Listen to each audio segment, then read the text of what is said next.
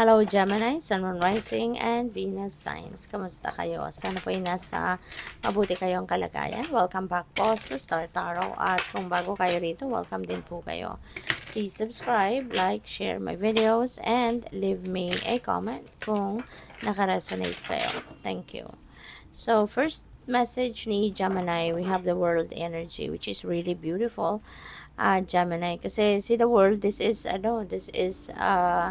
time for success, no? Meron ditong mga bagay na ma-accomplish na kayo, may mga bagay na ginagawa kayo na matatapos mo na, no? Mag-graduate ka na sa bagay na to, finally, no? Natapos mo na din. So this is a time for success. So you also deserve celebration, syempre, dahil sa tagumpay na yan. You might be receiving then, no, the reward. Pwedeng financial reward ito. Kaya, good for you and congrats, diba?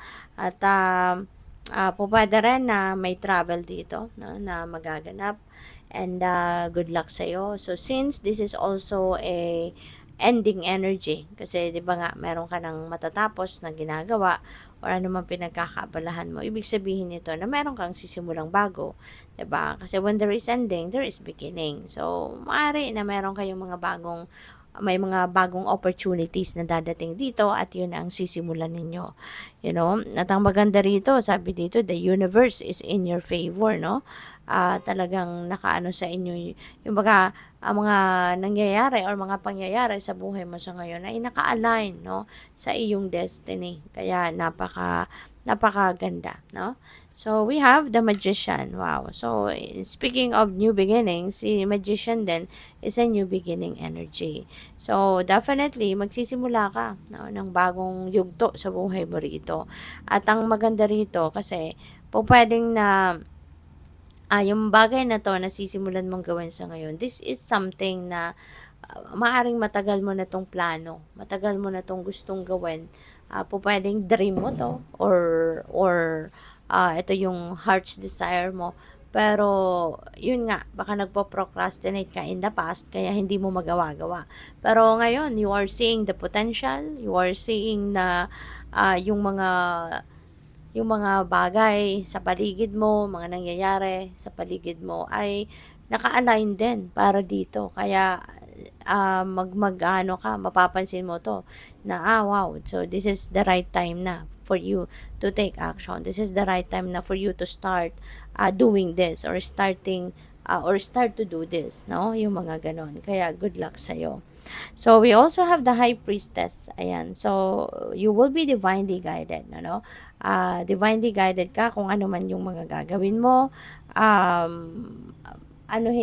Gagabayan ka ng Divine Universe. Kaya mahalaga na kayo'y makikinig, no, sa inyong intuition. Mahalaga na kayo ay mahalagang papakinggan mo yung bulong sa'yo ng inyong intuition. Kasi nandiyan dyan, no, yung the path will be shown to you, 'di ba? Ipapakita sa iyo ng universe, gagabayan ka papunta sa kung anumang track ang dapat mong puntahan, no? Na doon mo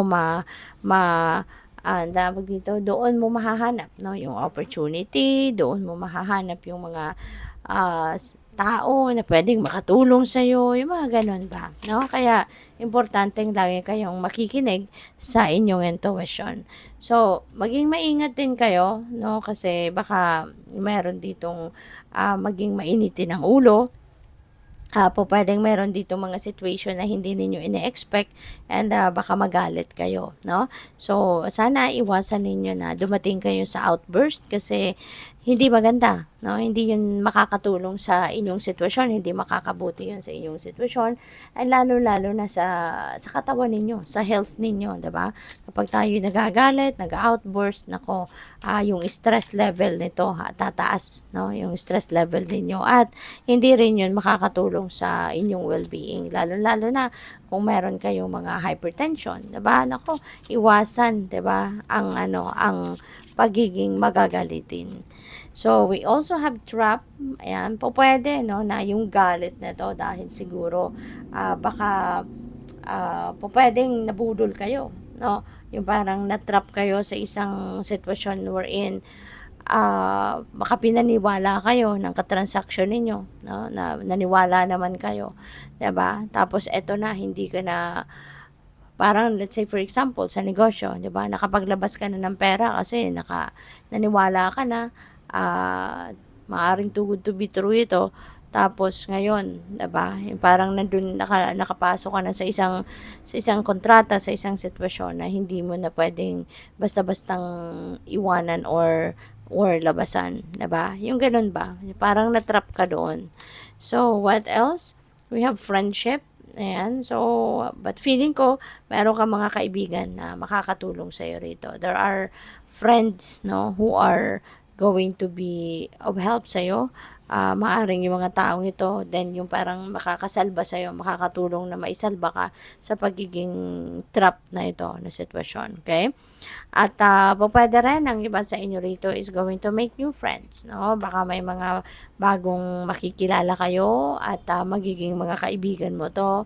Pwede rin na you are bonding with your friends sa ngayon, pwedeng may ganun din, or pwedeng merong expansion, no, ng circle of friends mo. So, siguro, yung kaibigan ng kaibigan mo, magiging kaibigan mo na rin, diba? Magiging supportive din sa'yo, yung mga ganon. Pwede rin na merong mga collaborations dito, merong pagtutulungan, merong suportahan, merong sosyohan sa negosyo, yung mga ganon. Supportive, no, ang mga tao sa paligid mo. So, we have stress, ayan. So, pwedeng ito, no, related dito sa dalawang ito. But, yun nga, Gemini, as much as possible, no, iwasan mo na mabubwisit ka, ma-stress ka, kasi it's not going to be a good contribution, no, sa sitwasyon mo. Kaya, kung ano man ito, ayan, kailangan mo na nga na magpatulong, then reach out to people, reach out to your friends, para mabawasan man lang yung stress mo, or focus ka na lang sa kung ano ang magiging solusyon na dapat mong gawin sa kung ano mang bagay ito. Okay? So, good luck. Thank you for watching. Love and light. Namaste.